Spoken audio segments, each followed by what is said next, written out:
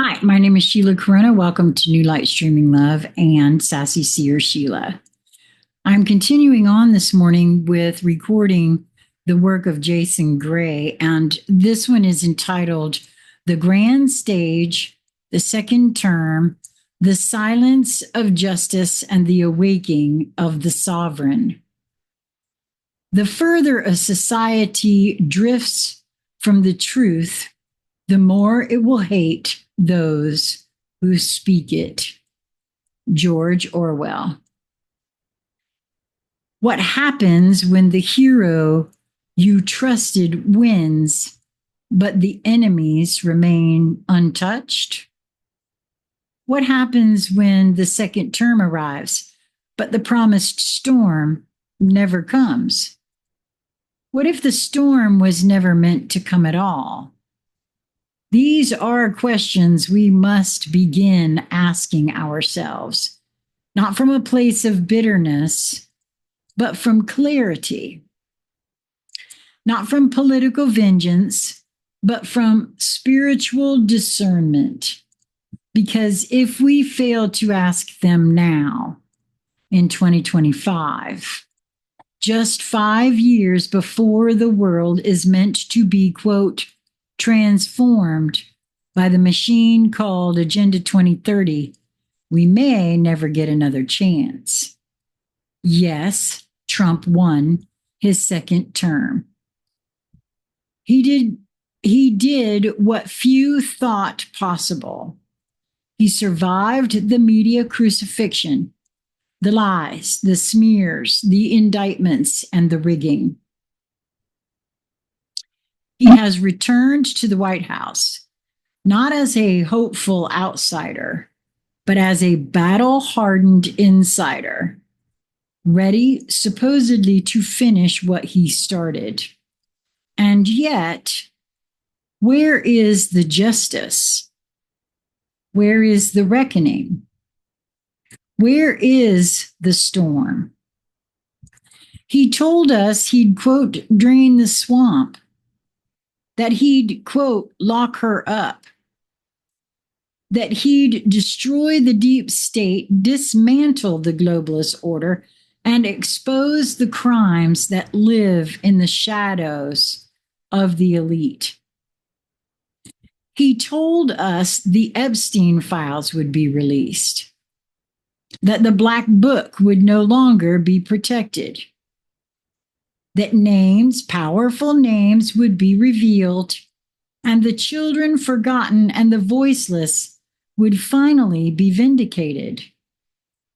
Now, with full power and nothing to lose, we must ask, where are the files?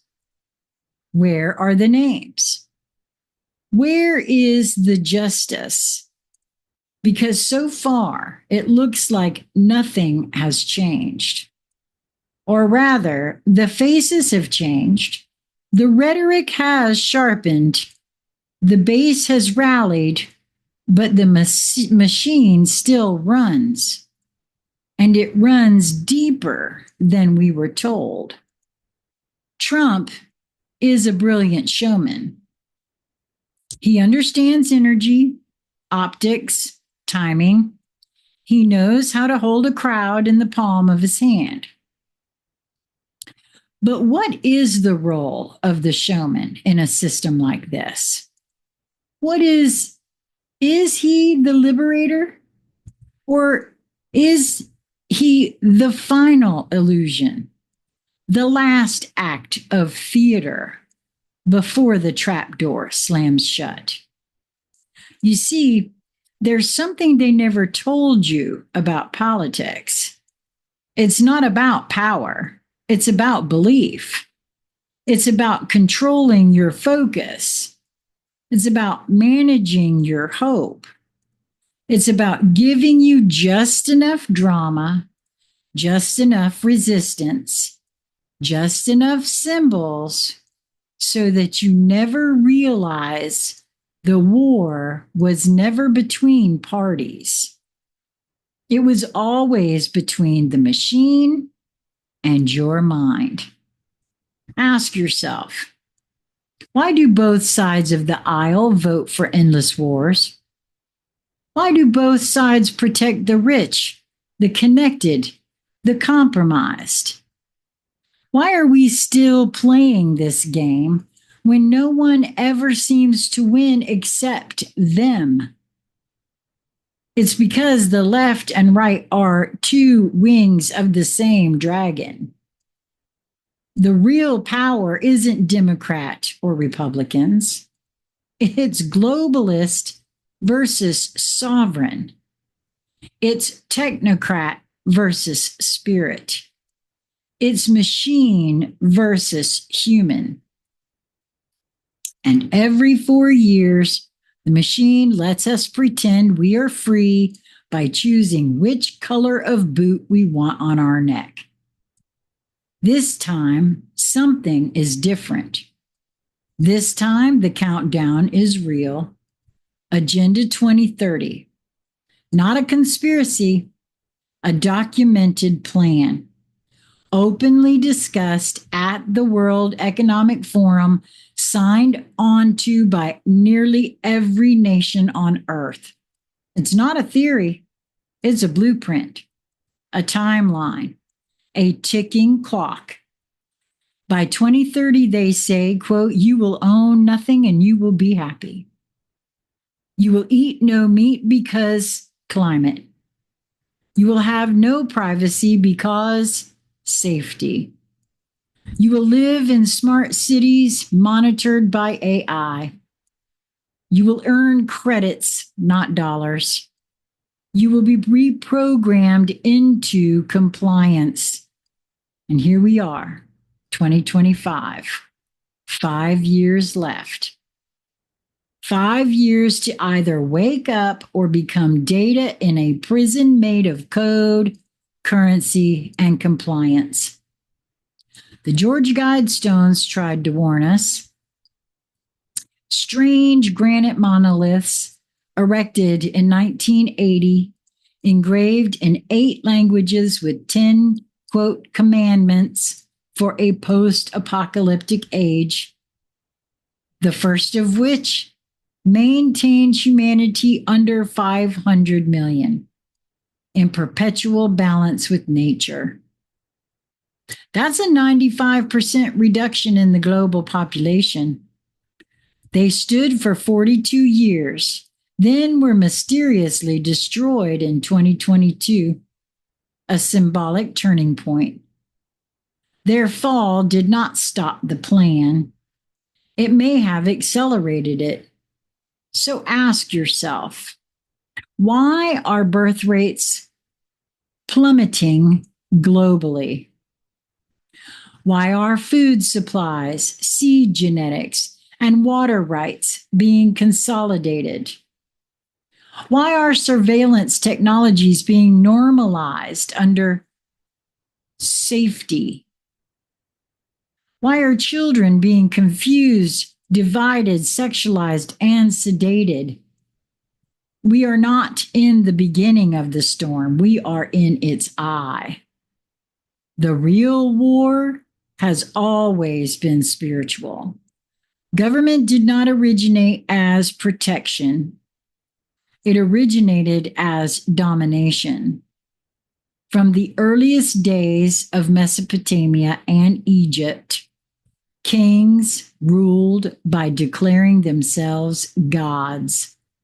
They created systems of worship, taxation, slavery, and war.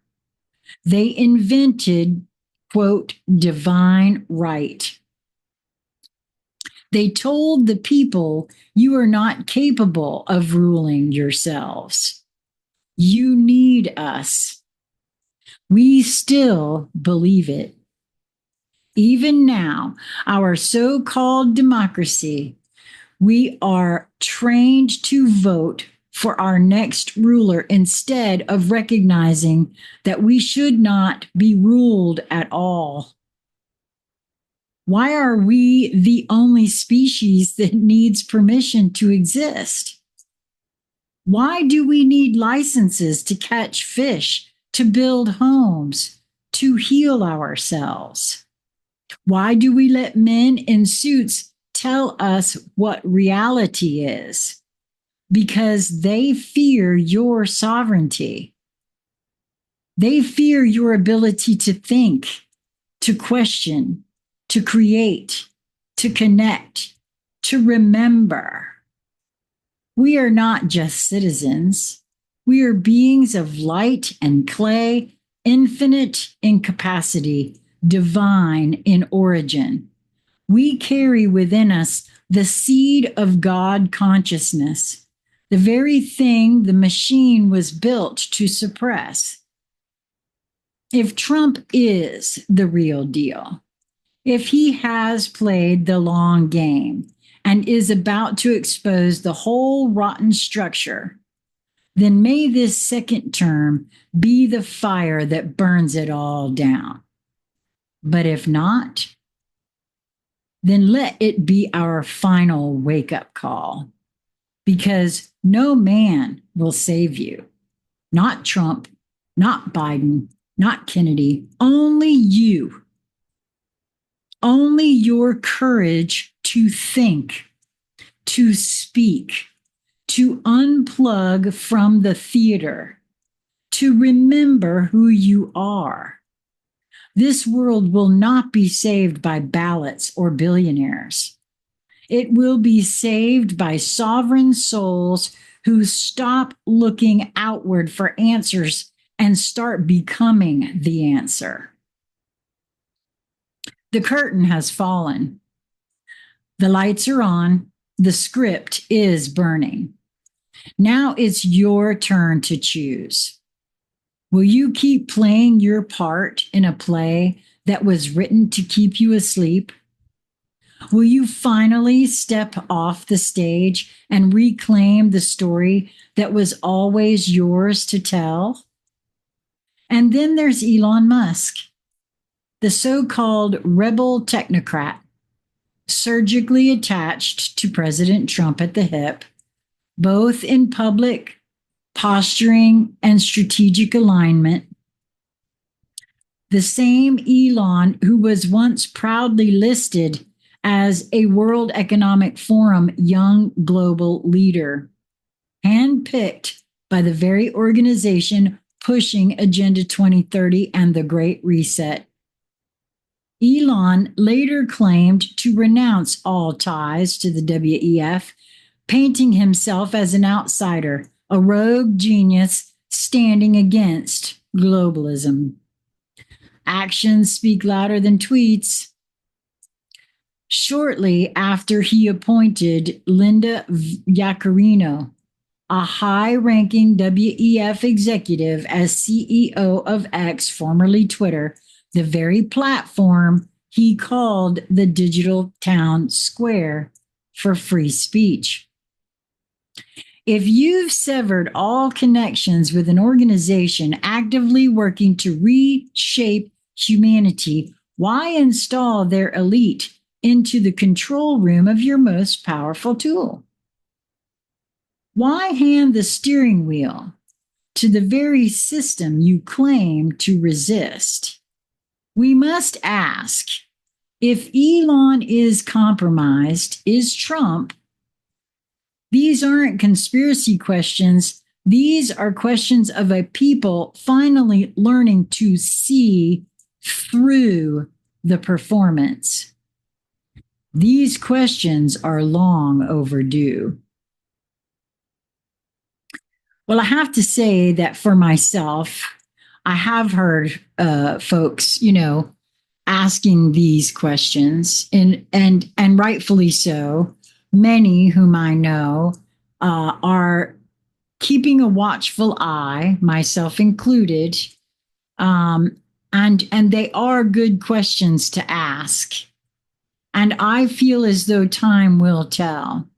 And as a puzzle piece collector and observer, I intend to remain vigilant and watching and feeling into different actions that are being taken.